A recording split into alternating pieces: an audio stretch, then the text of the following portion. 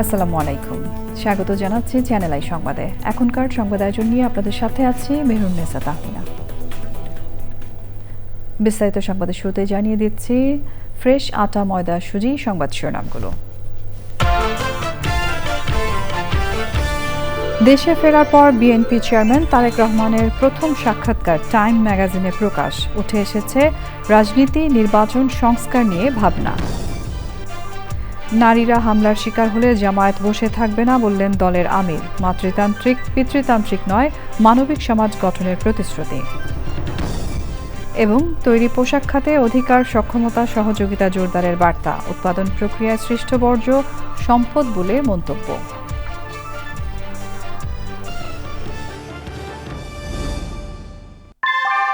ভূমিকম্প সহনীয় most durable দেশের প্রথম থার্মেক্স রড সালাম স্টিল। সালাম স্টিল বোঝে ডিউরেবিলিটি। সালাম স্টিল, মোস্ট ডিউরেবল স্টিল। সংবাদ শিরোনামগুলো জানাচ্ছিলাম। এখনকার এই সংবাদ আয়োজন একই সঙ্গে চ্যানেল আই এর ইউটিউব চ্যানেলে এবং চ্যানেল আই এর ওটিটি প্ল্যাটফর্ম আই স্ক্রিনে লাইভ স্ট্রিম হচ্ছে। এবার যাচ্ছে বিস্তারিত প্রসঙ্গে এবং শুরুতে থাকছে জাতীয় সংসদ নির্বাচন 2026 কাউন্টডাউন।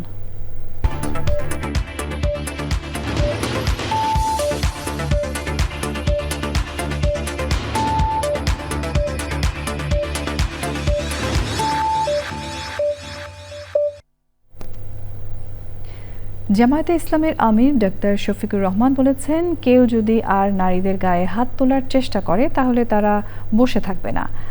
মিরপুরে মণিপুর বালিকা উচ্চ বিদ্যালয় মাঠে নারী সমাবেশে জামায়াত আমির বলেন, নারীদের চোখ রাঙানি দিয়ে থামিয়ে দেওয়া যাবে না, তারা তাদের দায়িত্ব পালন করবেন। তিনি বলেন, নারীদের সম্মান নিশ্চিত করবে জামায়াতে ইসলামী।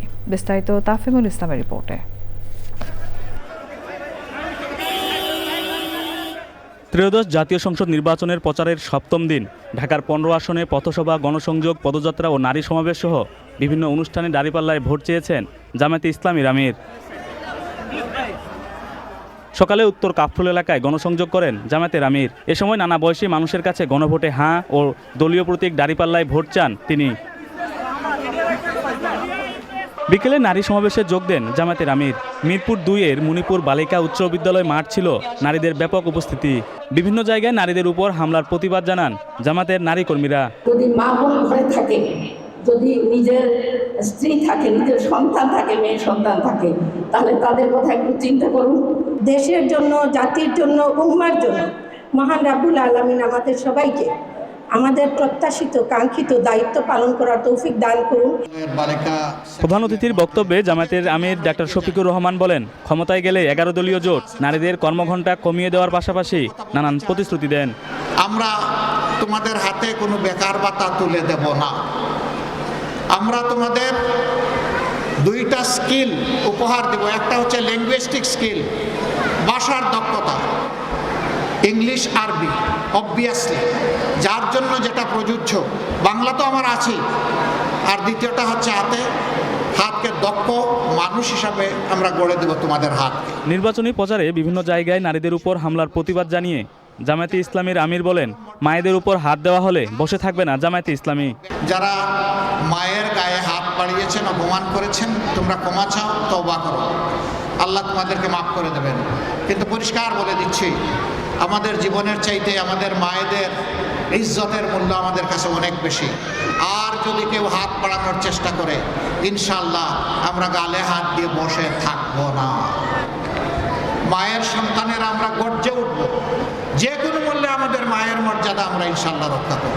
কোনো মাতৃতান্ত্রিক বা পিতৃতান্ত্রিক সমাজ চায় না জামায়াতে ইসলামী জানিয়ে ডাক্তার শফিকুর রহমান বলেন, তার দল মানবিক সমাজ প্রতিষ্ঠা করতে চায়। আর না হলে তাফিমুল ইসলাম, চ্যানেল আই, ঢাকা। 17 বছর নির্বাসন শেষে দেশে ফেরা তারেক রহমানকে নিয়ে বিশেষ প্রতিবেদন প্রকাশ করেছে বিশ্বখ্যাত টাইম ম্যাগাজিন। দেশে ফেরার পর এই প্রথম টাইম ম্যাগাজিনে তারেক রহমানের সাক্ষাৎকার নিয়ে বিশেষ প্রতিবেদন করেছে টাইম। বাংলাদেশ প্রডিগাল সান শিরোনামে প্রকাশিত এই এক্সক্লুসিভ প্রতিবেদনে বাংলাদেশের রাজনীতি, নির্বাচন, সংস্কার, অতীত বিতর্ক এবং ভবিষ্যৎ নেতৃত্ব সবই উঠে এসেছে আন্তর্জাতিক দৃষ্টিভঙ্গিতে। একই সাথে এইসব বিষয়ে তারেক রহমানের মন্তব্য প্রকাশিত হয়েছে। বিস্তারিত জানাচ্ছেন মাস্টার শাকিল। দেশে ফেরার পর এই প্রথম টাইম ম্যাগাজিনের সাথে সাক্ষাৎকারে বিএনপি চেয়ারম্যান তারেক রহমান বলেছেন, সরকার পরিচালনার দায়িত্ব পেলে তিনি সর্বোচ্চ চেষ্টা করবেন তার অঙ্গীকার পূরণে। 25 ডিসেম্বর দেশে ফেরার মাত্র 5 দিনের মাথায় তার মা বাংলাদেশের প্রথম নারী প্রধানমন্ত্রী বেগম খালেদা জিয়াকে হারানোর কথা উল্লেখ করে টাইমকে দেওয়া সাক্ষাৎকারে আবেগঘন কণ্ঠে তারেক রহমান বলেছেন, যথাযথভাবে দায়িত্ব পালনের শিক্ষা তিনি তার মায়ের কাছ থেকে পেয়েছেন। টাইম ম্যাগাজিনকে দেওয়া সাক্ষাৎকারে তারেক রহমান আরও বলেন, শরীর এখনও দেশের আবহাওয়ার সঙ্গে মানিয়ে নিচ্ছে। নিজেকে খুব ভালো বক্তা নন বলেও উল্লেখ করেন তিনি।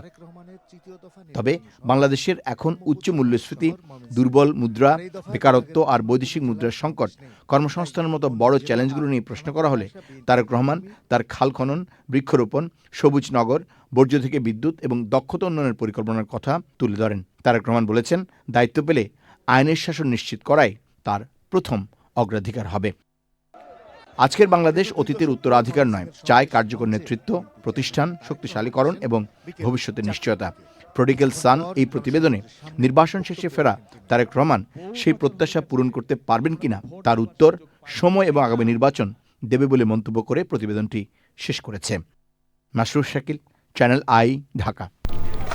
ইঞ্জিনিয়ার সাহেব, বাড়ি ডিজাইন তো হলো, কিন্তু কোন রড দিয়ে বাড়ি বানাবো? অবশ্যই আকিজ ইস্পাত, কারণ ভালো মানের 500W রডের yield strength 500 MPa, tensile strength 625 MPa আর সর্বোচ্চ গুণগত মানের আকিজ ইস্পাতের টেনসাইল স্ট্রেংথ 700 MPa, অর্থাৎ ভালো মানের রডের থেকেও 12% বেশি। বুঝেছি। এখনই অর্ডার করছি অধিক শক্তিশালী আকিজ ইস্পাত। আকিজ ইস্পাত, কমিটেড টু কোয়ালিটি। বাংলাদেশের পোশাক শিল্পের বর্জ্য বা জুট এখন আর বর্জ্য নয়, বরং এটি একটি সম্পদ। রাজধানীতে জাতীয় পরামর্শ কর্মশালায় উঠে আসে আরএমজি খাতের অধিকার, সক্ষমতা এবং সহযোগিতা জোরদারের বার্তা। বর্তমান বৈশ্বিক বাস্তবতায় যথাযথ প্রক্রিয়ায় এই খাতকে প্রাতিষ্ঠানিক রূপ দেয়া গেলে অর্থনীতিতে কার্যকর গতি আসবে বলে মনে করেন প্রকৃতিবন্ধু বীর মুক্তিযোদ্ধা মুকিত মজুমদার বাবু। বিস্তারিত মোশাহেদ রনির রিপোর্টে। বাংলাদেশের অর্থনীতির প্রধান চালিকা শক্তি তৈরি পোশাক শিল্প বা আরএমজি খাত। এই শিল্পের প্রসারের সাথে সাথে এর উচ্ছিষ্ট বা বর্জ্য, যা স্থানীয়ভাবে ঝুট নামে পরিচিত, একটি বিশাল অর্থনৈতিক সম্ভাবনার দ্বার উন্মোচন করেছে। এক সময়ের আবর্জনা বর্তমান প্রেক্ষাপটে দেশের জন্য যেমন একটি সমান্তরাল অর্থনীতি, তেমনি বৈশ্বিক বাস্তবতায় তা বৃত্তাকার অর্থনীতির অন্যতম প্রধান কাঁচামাল হয়ে দাঁড়িয়েছে। রাজধানীর একটি রেস্তোরাঁয় আয়োজিত জাতীয় পরামর্শ কর্মশালায় উঠে আসে এই খাতের ইতিবৃত্ত। ব্যবসার সাথে জড়িত শ্রমিকরা, তাদের কি অবস্থা আছে সেটা সম্পর্কে আমাদের তেমন কোনো ধারণা ছিল না, বা তারা তেমন কোনো আলোচনার মধ্যেই ছিল না। যেহেতু ওরা ইনফর্মাল, সো খুবই নর্মাল যে এদের কোনো রকম কোনো ফর্মাল কন্ট্রাক্ট, কোনো রকম কোনো আইডি কার্ড বা কোনো ডকুমেন্টেশন ওদের নাই। এদের জীবনযাপনের জায়গাগুলায় এদের অর্থনৈতিক এবং সোশ্যাল ভ্যালুস এবং রাইটসের জায়গাটা কীভাবে আমরা উন্নয়ন করতে পারি, আমরা সবাই মিলে এই কাজগুলো করি। আমরা একটা সাপ্লাই চেইন অ্যানালাইসিস করতে লাগবে উইথ পলিটিক্যাল ইকোনমি অ্যানালাইসিস। এই খাতকে প্রাতিষ্ঠানিক রূপ দেওয়ার পাশাপাশি শ্রমিকদের জন্য নিরাপদ কর্মপরিবেশ নিশ্চিত করা গেলে তৈরি পোশাক শিল্পের পাশাপাশি এই খাত বাংলাদেশের দ্বিতীয় বৃহত্তম রপ্তানি আয়ের উৎস হওয়ার সক্ষমতা রাখে বলে মনে করেন বিশেষজ্ঞরা। এই ডায়ালগটা কন্টিনিউ করবে, এই এঙ্গেজমেন্টটা কন্টিনিউ থাকবে এবং আগামী দিনে আমরা ওভারঅল ফ্যাশন ইন্ডাস্ট্রিতে যে এই যে অবহেলিত পার্টটা, পার্টটা, সেটা কীভাবে রিকানেক্ট করা যায় এবং কানেকশনটা কীভাবে স্মুথ, হেলদি এবং ডিসেন্ট করা যায়, সেই জন্য সবার অংশগ্রহণ, সবার সক্রিয় সহযোগিতা কামনা করি। আমাদের দেশে তো সমস্যা শেষ নাই, সমস্যায় আমরা জর্জরিত সব কিছুতেই। আমরা যদি প্রকৃতি পরিবেশের কথা বলি, সেখানে যেমন নানা সমস্যা আছে, যেটা নিয়ে আমি কাজ করি। পাশাপাশি এই যে নানা ইন্ডাস্ট্রি বলি এবং ইন্ডাস্ট্রিয়াল পলিউশন বলি, চাইল্ড লেবার বলি অথবা নর্মাল লেবার বলি, অস্বাস্থ্যকর অবস্থা এবং আমরা যেইভাবে আমাদের লেবারদের হ্যান্ডেল করি, সেটাও কিন্তু কোনো অবস্থাতে অ্যাকসেপ্টেবল না। যদি প্রপার স্যালারি না দেই, প্রপার যদি ওয়েজেস না দেই এবং প্রপারলি ওদের আমরা ট্রিট না করি, ওদের স্বাস্থ্যের দিকে খেয়াল না রাখি, আলটিমেটলি কিন্তু লেবাররা যেমন সাফার করবে, পাশাপাশি কিন্তু প্রোডাকশনও কিন্তু কমে যাবে। ওদের জন্য ফ্যাসিলিটিগুলো বাড়ানো, সরকার যেমন এগিয়ে আসা দরকার, আমাদেরও এগিয়ে আসা দরকার এবং আমরা যখনই এক হব তখনই কিন্তু আমরা যেমন এই দেশটাকে ভালো রাখতে পারবো, মানুষজনকে ভালো রাখতে পারবো, আমাদের যে আশেপাশে যা আছে সেগুলোকেও ভালো রাখতে পারবো। আসলে আমরা কথা বলছি আজকে, এই কথা কিন্তু বলছে যে ভালোর জন্য। সুতরাং এই ভালোটা যেন আমরা সবাই মিলে এগিয়ে নিয়ে যেতে পারি। বিশ্লেষকরা বলছেন, ন্যায্য শ্রমিক অধিকার নিশ্চিতের পাশাপাশি ঝুটকে কেন্দ্র করে একটি সুশৃঙ্খল ইকোসিস্টেম গড়ে তোলায় এখন সময়ের দাবি। Moshahid Roni, channel I, Dhaka. সংবাদের এই পর্যায়ে আমরা নিচ্ছি একটা বিরতি এবং বিরতির আমরা নিচ্ছি আরও একটা বিরতি এবং বিরতির পর খেলার খবরে যা থাকছে।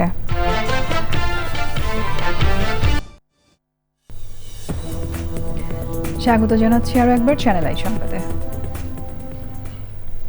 প্রধান উপদেষ্টার বিশেষ সহকারী অধ্যাপক ডক্টর আলী রিয়াজ বলেছেন, আগামীর বাংলাদেশ নির্মাণে কাজ করবে আজকের তরুণরাই। গণভোট ও জাতীয় নির্বাচনে তরুণ ভোটারদের ভূমিকা নিয়ে এক ছায়া সংসদে তিনি এই মন্তব্য করেন। ডিবেট ফর ডেমোক্রেসির আয়োজনে রাজধানীর এফডিসিতে ওই ছায়া সংসদ অনুষ্ঠিত হয়। তরুণ ভোটাররাই আসন্ন গণভোট ও জাতীয় নির্বাচনের ফলাফল নির্ধারণ করবে শীর্ষক ছায়া সংসদে রাজধানীর তেজগাঁও কলেজ এবং বাংলাদেশ ইউনিভার্সিটি অব বিজনেস টেকনোলজির বিতার্কিকরা অংশ নেন। বিতর্কে সরকারি দল বিজয়ী হয়। ডক্টর আলী রিয়াজ বলেন, আওয়ামী লীগ নির্বাচন করতে না পারলেও তাদের সমর্থকরা নির্বাচনে ভোট দিতে পারবে। পর্যন্ত ভারতের পক্ষ থেকে এই ইঙ্গিতই পাওয়া যাচ্ছে যে ভারত রাষ্ট্রভিত্তিক, অর্থাৎ রাষ্ট্রের বনাম রাষ্ট্র এবং বাংলাদেশের জনগণের সাথে সম্পর্কের ব্যাপারে উৎসাহী হচ্ছেন না। এটা কেবল অন্তর্বর্তী সরকারের বিষয় নয়, যারাই ক্ষমতায় আসবেন যে দল, তাদেরকেও এটা সুস্পষ্টভাবে নির্ধারণ করতে হবে যে জাতীয় স্বার্থকে প্রাধান্য দিয়ে বাংলাদেশের স্বাধীনতা এবং সার্বভৌমত্বকে অক্ষুণ্ণ রেখে আমাদেরকে নীতি নির্ধারণ করতে হবে। এবারে জানাবো খেলার খবর।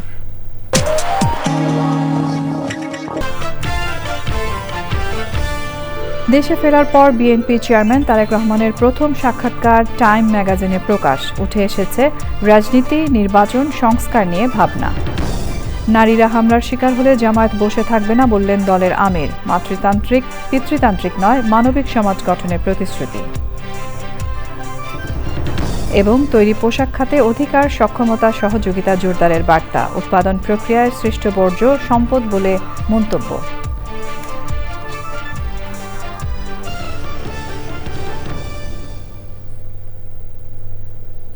প্রিয় দর্শক, চ্যানেল আই সর্বশেষ সংবাদ জানতে ভিজিট করুন channelionline.com-এ। যুক্ত থাকুন আমাদের সোশ্যাল মিডিয়া প্ল্যাটফর্মগুলোর সাথে। এই সঙ্গে শেষ করছি এখনকার সংবাদ আয়োজন। ধন্যবাদ এতক্ষণ সঙ্গে থাকার জন্য।